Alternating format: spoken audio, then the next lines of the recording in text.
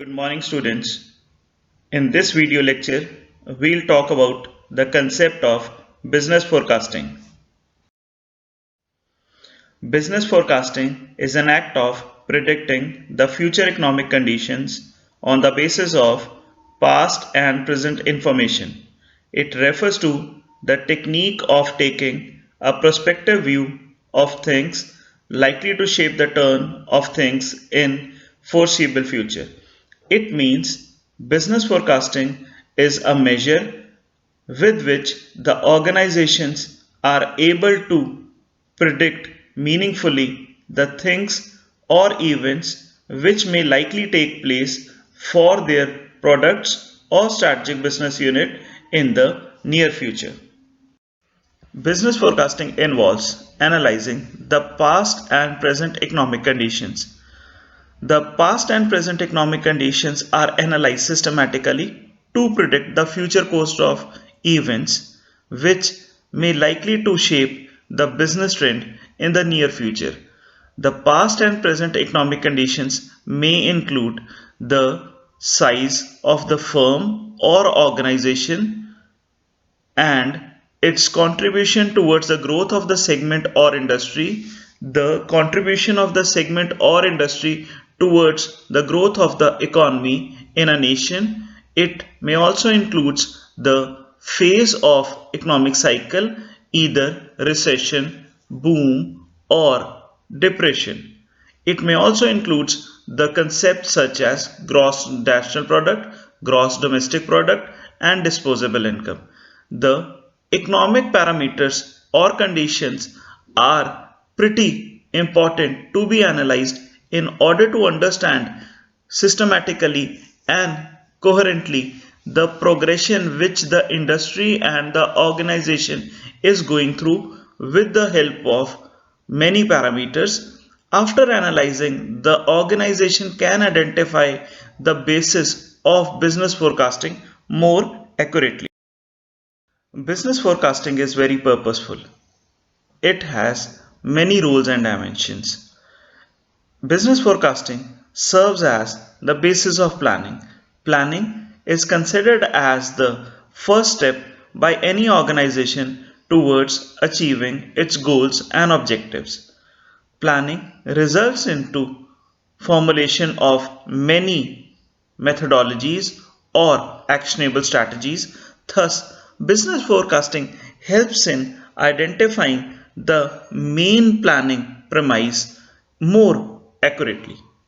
It also drives the promotion and the success of the organization, as business forecasting helps in analyzing the key success factors and the unique selling propositions more accurately and comprehensively.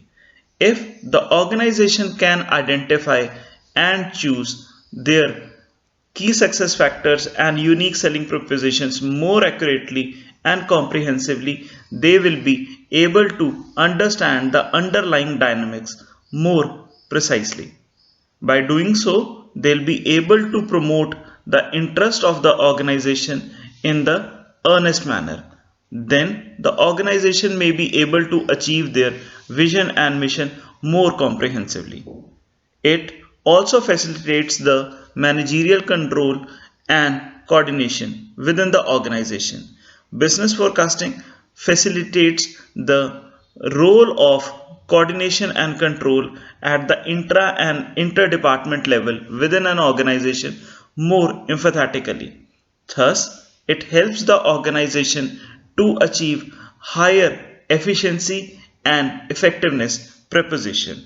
Therefore, it becomes pivotal for the organization to identify the success factors and move towards the successful hierarchy for a formidable, sustained growth for the future time period. The process of business forecasting is classified into four steps. The step one is to develop the basis by systematically investigating the economic situation and position of the industry with respect to their products and services. The step one gives the premise and develops the basis on which the systematic investigation or analysis can be worked upon by reviewing the present economic situation based upon the past and the previous economic conditions, and also by analyzing the state and the level of the products and services of the organization with respect to the industry benchmark practices. The step second is to eliminate the future business complexities by estimating the future business operations based upon the estimations of the current course of actions of the organizations which are likely to shape the future events within the industry. Meaning, thereby, if the organization can identify the conditions and the events which will likely to shape in the near future, then they can design their strategy more comprehensively and appropriately. The step third is to regulate the forecast to ascertain the corrective actions that can be taken in future for continued progression. Students, please understand that the continued progression for an organization is dependent upon the corrective measures which are periodically taken to develop the regulated prediction value or the forecasts. The step 4 is to review the method of forecasting process by analyzing the deviations in forecast and actual performance level. Herein, if the actual performance levels are less than the forecasted values, then the corrective actions are to be initiated at the earliest by reducing the lacuna or any error which is present in the process of business forecasting. Moving further, the data sources are of great importance in business forecasting. The data is of paramount importance. It identifies why the data is to be taken, from where the data is to be collected, how the data is to be collected, and from whom the data is to be collected. After answering all these theoretical or conceptual reasoning based questions, the source of collection of data is analyzed. Therefore, the data sources are primarily divided into two parts. First, the primary data source. Second, the secondary data source.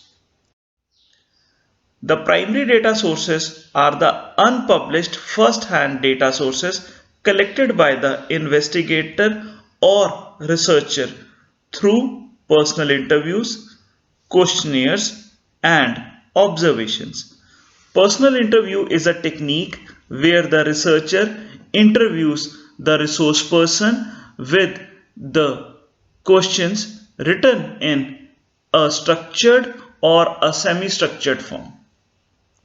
The personal interview can be carried out in an in person discussion or through a telephonic interview. Questionnaire by far is regarded as the most important method for soliciting the first hand information from the customer or respondent. The questionnaire is a pre written document which is systematically aligned, where the easy questions are narrated in the beginning and the difficult questions are narrated towards the end. The written or printed form of the questionnaire is handed to the customer or the respondent, from which the views are solicited based upon their learning and education.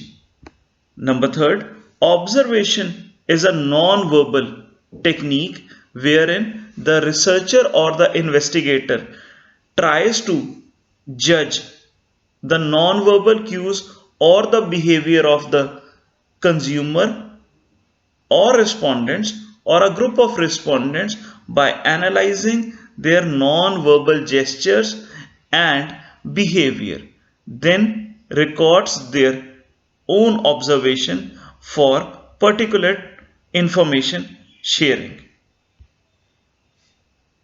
Secondary data sources provides published data which can be taken from journals, newspapers, magazines, periodicals, or from the annual reports published by companies or the reports published by the central government or state government, the reports or statistical reports prepared and published by the regulatory bodies or apex bodies such as RBI, etc. The published data is the data which has been prepared by the researcher in the recent past. The data has been collected earlier, then validated, and thereon has been systematically written or created in a categorical way which has been published for providing a meaningful information to all concerned. The business forecasting, even though is very purposeful, but at the same time has certain limitations.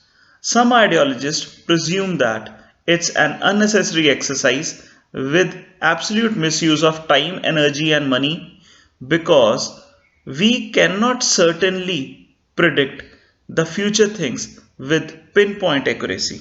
Therefore, doing it again and again becomes all the more unnecessary and leads to certain misuse of time and energy efforts.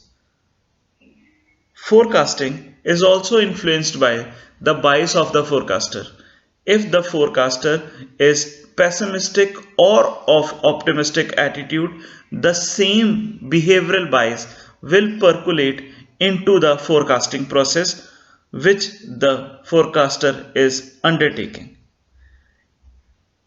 Business forecasting helps in identifying the events which are likely to take place in future but cannot predict the occurrence of the same with cent% accuracy, thus pose a limitation.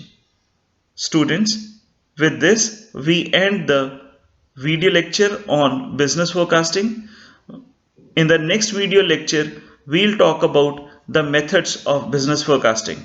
Thank you and have a nice day.